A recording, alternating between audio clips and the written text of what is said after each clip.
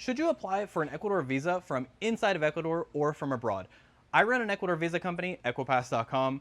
You can apply either way. You could apply for your Ecuador visa from outside of Ecuador. You can apply for it from inside of Ecuador. It's not going to affect the application.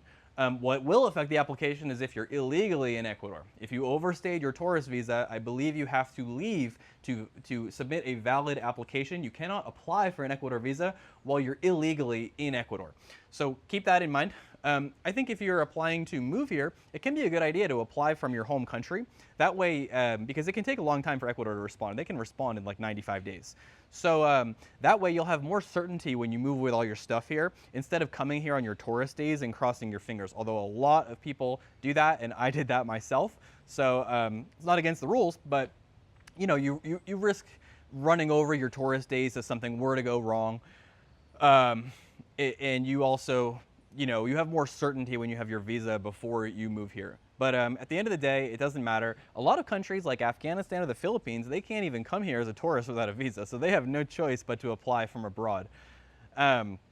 Now, can you leave Ecuador if you applied from inside of Ecuador for a temporary residence visa or a permanent visa? Can you apply from inside of Ecuador and then leave, especially if you're going to, you know, overlast your tourist days?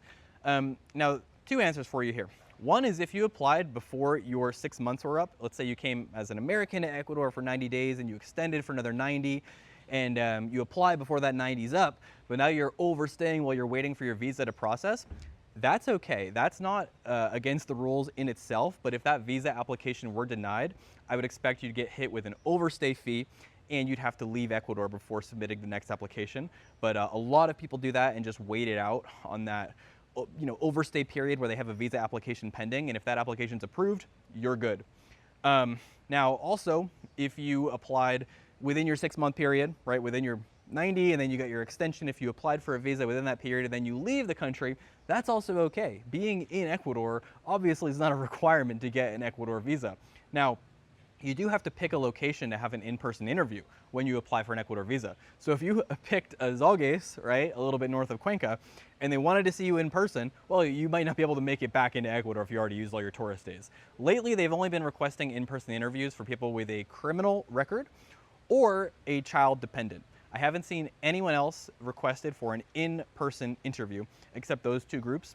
And I believe every now and then they might do a virtual interview with you. So, really good idea to take care of your residency regardless of, you know, your tourist days. And sometimes it works out if you got all your documentation ready and you got a 6 month buffer. Other times it can be tight. So try to take care of your residency before you come to Ecuador so you can be certain. Let me know in the comments your questions about applying for a visa from inside of Ecuador versus outside of Ecuador. Excited to hear your thoughts.